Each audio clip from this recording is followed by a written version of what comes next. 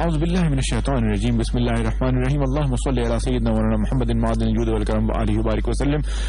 السلام علیکم لسنرز، آپ کے آج کے پروگرام خزینہ رمضان کے ساتھ جو کہ کاروان رمضان کا ایک حصہ ہے. آپ کا دوست، آپ کا ہوسٹ محمد کاشف حاضر خدمت ہے اور میرے ساتھ موجود ہیں. السلام علیکم ورحمۃ اللہ وبرکاتہ. مجھے کہتے ہیں حافظ وقاص شہزاد اور آج کی اس بزم میں آپ کے ہمراہ رہوں گا انشاءاللہ. جی کاشف بھائی.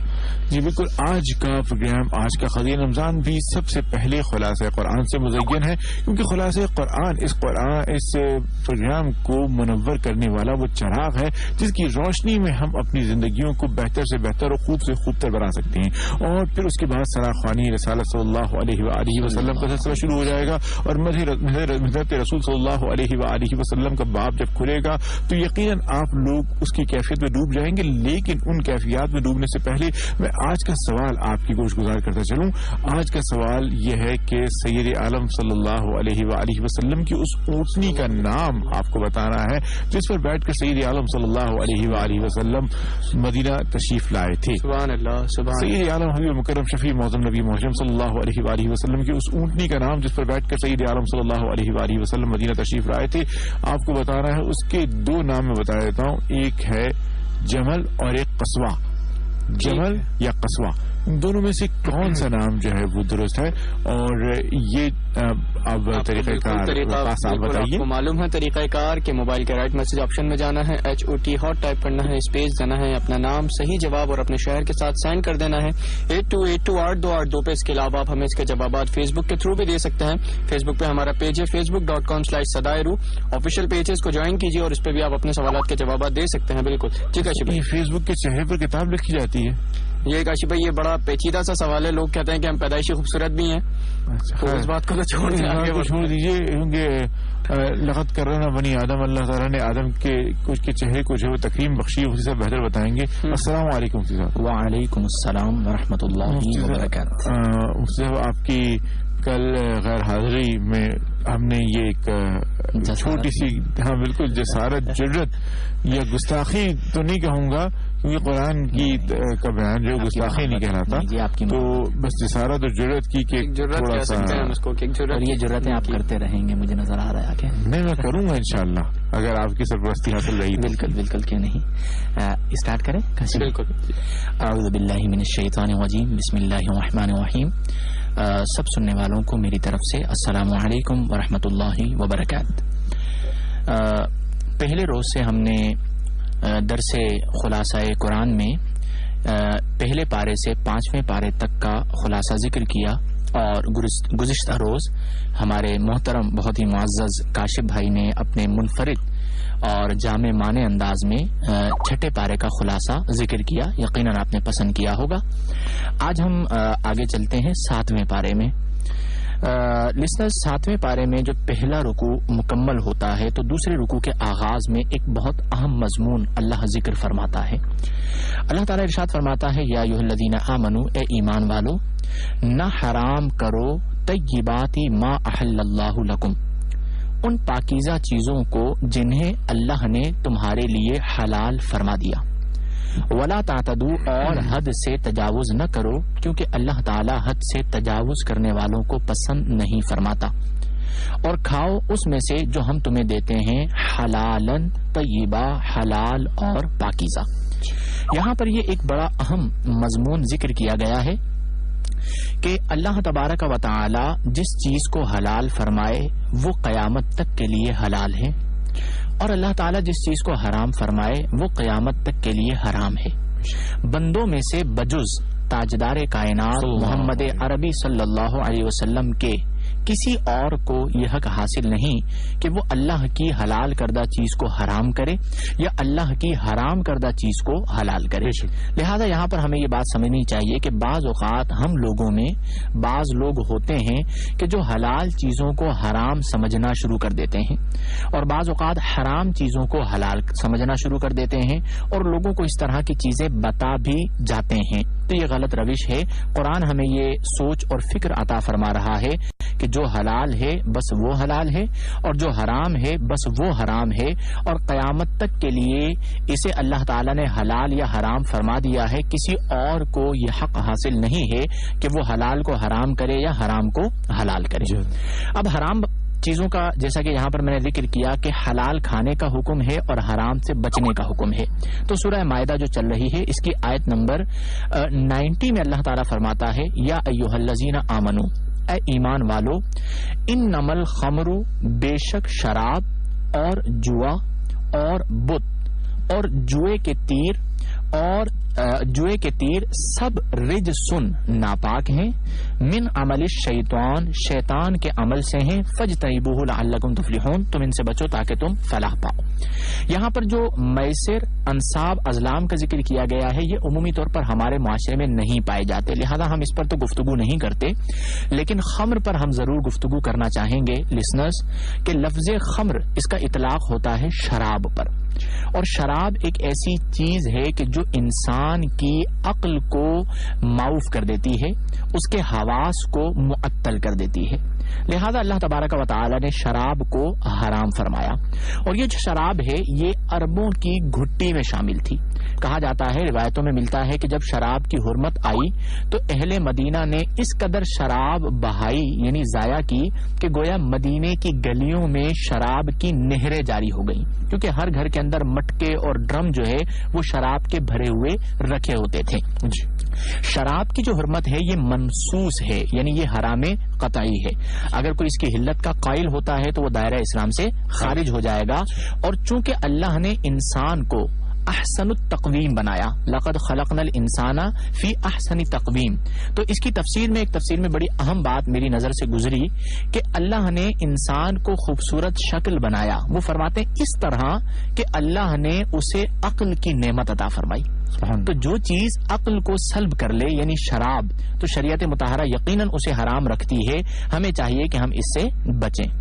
جب ہم مزید کاشف بھائی آگے بڑھتے ہیں تو اللہ تبارک و تعالی ایک مقام پر ارشاد فرماتا ہے، سورہ مائدہ کی آیت نمبر 105، یا ایھا الذین آمنوا علیکم انفسکم، اے ایمان والو تم پر اپنی جانوں کا فکر لازم ہے. اور ہمیں وقفے کا فکر بھی لازم ہے، لہذا وقفہ بھی ضروری ہے، اور وقفے کے بعد انشاءاللہ پھر ہم آتے ہیں. بالکل حاضر ہوتے ہیں، ہمارے ساتھ رہیے گا.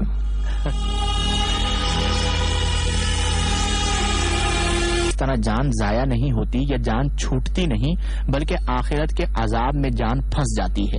لہذا آپ کو یہ ذہن بنا کے رکھنا چاہیے کہ ہمیں کبھی بھی کسی بھی حال میں خودکشی کی طرف نہیں جانا، بلکہ بہر صورت ہمیں اللہ تبارک و تعالی کی رحمت سے امیدوار رہنا ہے. اس کے بعد جب ہم مزید آگے بڑھتے ہیں احکام کی آیات کی طرف تو اللہ تبارک و تعالی ارشاد فرماتا ہے کہ جب کہا عیسیٰ ابن مریم نے کہ اے اللہ، اے ہمارے رب، تو اتار ہمارے لیے آسمان سے مائدتن، دسترخوان. یہ وہ لفظ ہے کہ جس کی وجہ سے اس سورت کا نام سورہ مائدہ رکھا گیا. تکون لنا، وہ دسترخوان بن جائے ہمارے لیے عیدن، عید بن جائے یعنی خوشی کا دن بن جائے، ہم سے پہلوں کے لیے اور ہم سے بعد والوں کے لیے.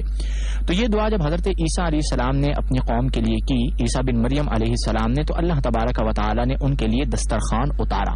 اور یہاں پر ایک بڑا اہم مضمون یہ بھی ہے کہ جب آسمان سے دسترخوان اترتا ہے تو دسترخوان ایک اللہ کی نعمت ہے، اور جب اللہ کی نعمت ملتی ہے تو قرآن اسے عید کا دن کہتا ہے. تو جس دن ہمارے پیارے نبی صلی اللہ علیہ وسلم تشریف لائے تو وہ قاسم نعمت بن کر تشریف لائے، اور نبی کریم صلی اللہ علیہ وسلم کی بعثت کا دن وہ دسترخوان کے نزول سے زیادہ فضیلت والا دن ہے. لہذا اگر عرفی طور پر اسے کوئی عید کہہ دیتا ہے تو شرعی طور پر اس میں کوئی مذائقہ نہیں ہے.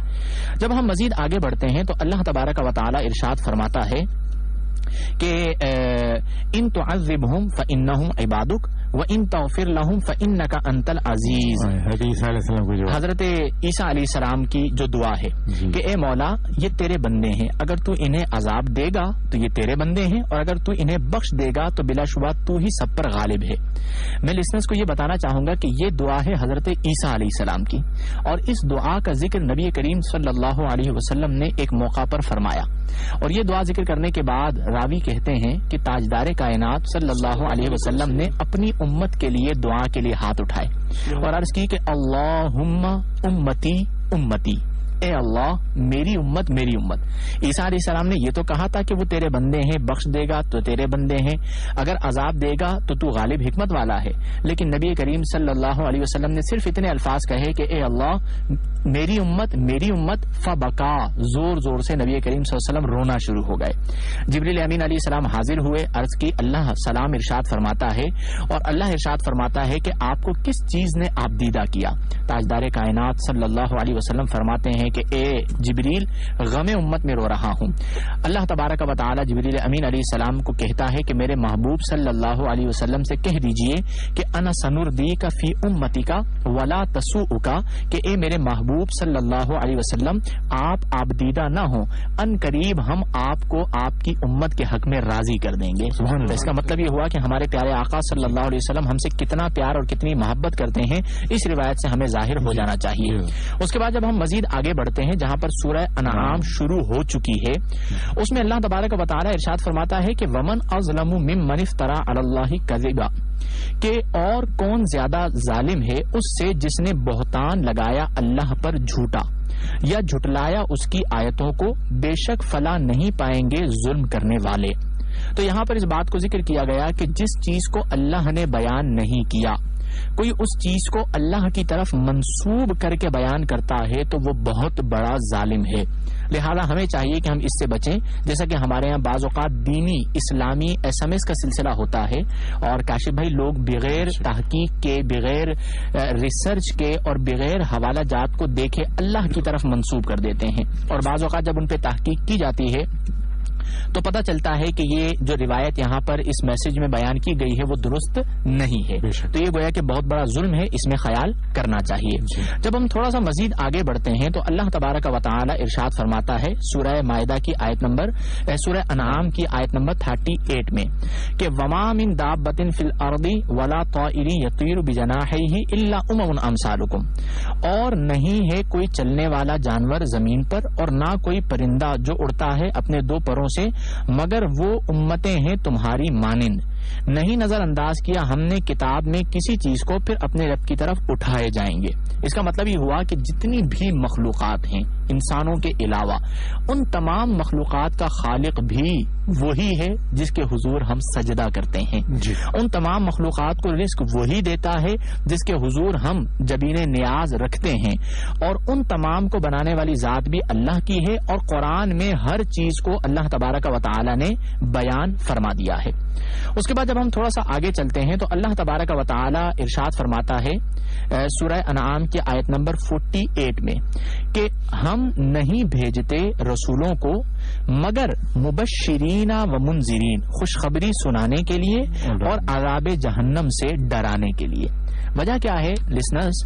وجہ یہ ہے کہ جب کسی چیز کی طرف رغبت دلانا مقصود ہو تو اس کے دو ہی طریقے ہوتے ہیں. نمبر ایک ترغیب کا مطلب ہے رغبت دلانے والی چیزیں، اور دوسرا طریقہ ہوتا ہے ترہیب کہ آپ یہ مت کیجیے گا، اس سے بچیے، ڈرانے والی چیزیں. تو جتنے بھی انبیاء کرام اور رسول اعظام علیہم السلام تشریف لائے، سب کی آمد کا صرف ایک مقصد تھا، مبشرین اور منذرین. بشارت دیتے تھے جنت کی کہ اگر آج ہم نماز پڑھ رہے ہیں، تراویح پڑھ رہے ہیں، معتکفین اعتکاف کریں گے، روزہ رکھ رہے ہیں، تو ہمیں اس کی جزا جنت کی صورت میں ملے گی، اللہ کی رضا کی صورت میں ملے گی. اور اگر کوئی ایسا بدنصیب ہے کہ سب روزہ رکھ رہے ہیں لیکن وہ نہیں رکھتا، سب تراویح پڑھ رہے ہیں لیکن وہ نہیں پڑھتا، سب نمازوں کی پابندی کر رہے ہیں لیکن وہ نہیں کرتا، تو پھر آخرت میں اس کے لیے سخت عذاب اللہ تعالی نے رکھا ہے. اس کے بعد جب ہم آگے چلتے ہیں تو اللہ تبارک و تعالی ارشاد فرماتا ہے کہ وما من حسابک علیہم من شیء، اور نہ آپ کے حساب سے ان پر کوئی چیز ہے، تو پھر بھی اگر آپ دور ہٹائیں انہیں تو ہو جائیں گے آپ بے انصافی کرنے والے. یہاں پر یاد رکھیے گا کہ مخاطب جو ہے وہ ظاہراً نبی کریم صلی اللہ علیہ وسلم کو کیا گیا ہے، لیکن یہاں پر حقیقی جو تخاطب ہے ہر سننے والا ہے.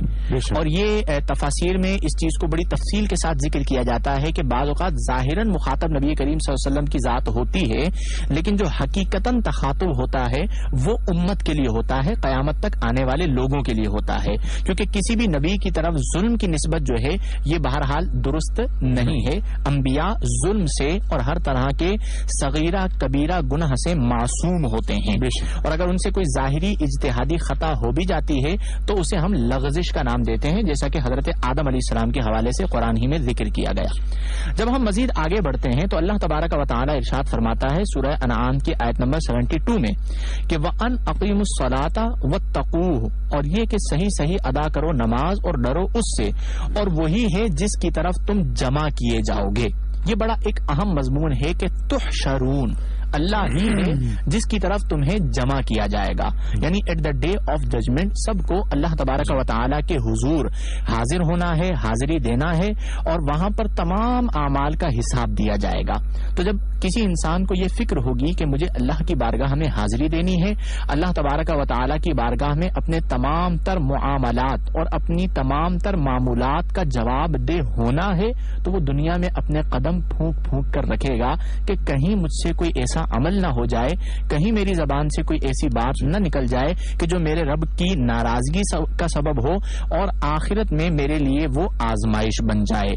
اور اگر ہم آخرت کے تصور کو پیش نظر رکھیں تو بہت سارے معاملات میں ہم غلطیوں سے بچ سکتے ہیں. یہیں پر ایک بڑا اہم مضمون ذکر کیا گیا حضرت ابراہیم علیہ السلام کے حوالے سے کہ انی وجہت وجہی للذی فطر السماوات والارض حنیفا وما انا من المشرکین. اس کا اگر صرف ترجمہ ہی کر دیا جائے تو کیا بات ہے. فرماتے ہیں بے شک میں نے پھیر لیا اپنا رخ اس ذات کی طرف جس نے پیدا فرمایا آسمانوں اور زمین کو یکسو ہو کر، اور نہیں ہوں میں مشرکوں میں سے. آج ہم بھی یہی کہتے ہیں اپنے باپ حضرت ابراہیم علیہ السلام کے نقش قدم پر چلتے ہوئے کہ ہم نے بھی اپنا رخ اللہ کی طرف پھیر لیا ہے. اور کاشف بھائی میں عرض کروں کہ جو اپنا رخ اللہ کی طرف پھیر دیتا ہے اللہ تبارک و تعالیٰ اسے سب لوگوں سے غنی کر دیتا ہے، اور جو لوگوں کی طرف پھرتا رہتا ہے، لوگوں کی رضا کا طالب رہتا ہے، تو پھر وہ ساری زندگی جو ہے وہ لوگوں کا ہی محتاج رہتا ہے، اور وہ بس اسی میں لگا رہتا ہے کہ مجھ سے کہیں فلاں ناراض نہ ہو جائے، کہیں فلاں ناراض نہ ہو جائے، اور اسے یہ فکر نہیں ہوتی کہ رب ناراض ہو گیا تو کیا ہوگا. تو اس لیے یہ کوشش ہم سب کو کرنی چاہیے کہ بس ایک رب کو راضی کر لیں، کیونکہ رب راضی ہو جائے گا تو جگ راضی ہو جائے گا. اور اگر آپ جگ کو راضی کرنے کی کوشش کریں گے تو کوئی بھی ایسا نہیں ہے کہ جو جگ کو راضی کر سکے. رب کو راضی کرنے کی کوشش کرنی چاہیے، سب لوگوں کو راضی کرنا یہ ممکن ہی نہیں ہے. جہاں پر ہم بالکل اختتام کے قریب 7ویں پارے کو بہت تیزی سے مکمل کرتے ہوئے اہم مضامین پر نظر ڈالتے ہوئے جب اختتام کے قریب ہم لسنرز پہنچتے ہیں تو اللہ تبارک و تعالی فرماتا ہے بدیع السماوات والارض، موجد ہے آسمانوں اور زمین کا. یہاں پر لفظ بدیع کا میں مفہوم بیان کرنا چاہوں گا. بدیع کا معنی ہوتا ہے کسی ایسی چیز کو عدم سے وجود میں لانا جس کی کوئی مثال پہلے موجود نہ ہو. اگر مثال پہلے موجود ہو اور پھر اس طرح کی چیز بنائی جائے تو اسے بدیع نہیں بلکہ اسے صنعت کہا جاتا ہے. تو ہمارے ہاں جو چیزیں ایجاد ہوتی ہیں بنائی جاتی ہیں وہ صنعتیں ہیں. بدیع صرف اللہ کی ذات ہے. ہم چیزوں کو دیکھ کر آئیڈیا لیتے ہیں، پرندوں کو دیکھ کر جہاز بنا لیتے ہیں، انسانوں کو دیکھ کر روبوٹ بنا لیتے ہیں. اللہ تبارک و تعالیٰ کی ذات وہ ہے کہ جو بغیر مثل کے چیز کو معرض وجود میں لانے پر قدرت رکھتا ہے، اور بدیع جو ذات ہے وہ صرف اور صرف اللہ کی ذات ہے. اس کے بعد اللہ تبارک و تعالیٰ آیت نمبر 104 میں 104 میں فرماتا ہے لا تدرکہ الابصار وہو یدرک الابصار. اللہ وہ ہے کہ نہیں گھیر سکتی اسے نظریں اور وہ گھیرے ہوئے ہے سب نظروں کو. یہاں پر یہ بات پیش نظر رکھنی چاہیے کہ اللہ تبارک و تعالی کا دیدار دنیا میں اللہ کو دیکھنا یہ ممکن نہیں ہے، جیسا کہ اس آیت کریمہ میں اللہ نے ارشاد فرمایا. اور اللہ کا دیدار یہ صرف اور صرف ہمارے پیارے نبی صلی اللہ علیہ وسلم کا خاصہ ہے جو معراج کی رات آپ کو اللہ نے عطا فرمایا. اور وہ زمین پر نہیں تھا بلکہ وہ لامکان میں تھا، اور وہاں پر اللہ کا دیدار ہوا. اور نبی کریم صلی اللہ علیہ وسلم فرماتے ہیں کہ اللہ نے اپنا دست قدرت میرے دونوں کندھوں کے درمیان رکھا اور میں نے اس کی ٹھنڈک کو اپنے سینے میں محسوس کیا، اور مجھ پر مشارق بھی روشن ہو گئے، مغارب بھی روشن ہو گئے. تو دنیا میں اگر کوئی یہ دعویٰ کرتا ہے کہ میں نے اللہ کو دیکھا ہے یا میں اللہ کو دیکھ کے آتا ہوں تو یہ دعویٰ بالکل آج کے دور میں باطل ہوگا، کیونکہ اللہ تعالیٰ نے واضح طور پر ارشاد فرمایا کہ لا تدرکہ الابصار وہو یدرک الابصار. اس کے بعد جب ہم بالکل اختتام کے قریب پہنچتے ہیں تو اللہ تبارک و تعالی ارشاد فرماتا ہے کہ لا تأکلوا، نہ کھاؤ تم اس جانور سے کہ نہیں لیا گیا اللہ کا نام اس پر، اور اس کا کھانا نافرمانی ہے۔ یہاں پر یہ مضمون پیش نظر رکھیے گا کہ تمام تفاسیر میں کاشف بھائی اس آیت مبارکہ کے تحت اس بات کو لکھا گیا ہے کہ وہ جانور حلال نہیں ہوتا، یعنی حرام ہو جاتا ہے، جس پر وقت ذبح غیر اللہ کا نام لیا جائے۔ جی ہاں، اگر بالفرض پہلے غیر اللہ کا نام لے لیا گیا، میں مثال سے واضح کرتا ہوں، جیسے ہمارے یہاں قربانی کے جانور آتے ہیں، ہم گلی میں جاتے ہیں، جی بیل بہت اچھی ہے، کس کی ہے؟ جی ببلو بھائی کی ہے۔ یہ بیل کس کی ہے؟ جی یہ نتھو بھائی کی ہے۔ یہ بیل کس کی ہے؟ جی یہ مفتی صاحب کی ہے، پپو پان والے کی ہے، یا کسی کی ہے۔ تو اب یہاں پر دیکھیں غیر اللہ کا نام تو آیا نا کہ فلاں کا بیل ہے، وہ جانور قربانی کے لیے لے کر آیا، لیکن جب ہم اسے ذبح کرتے ہیں تو اللہ کا نام لیتے ہیں۔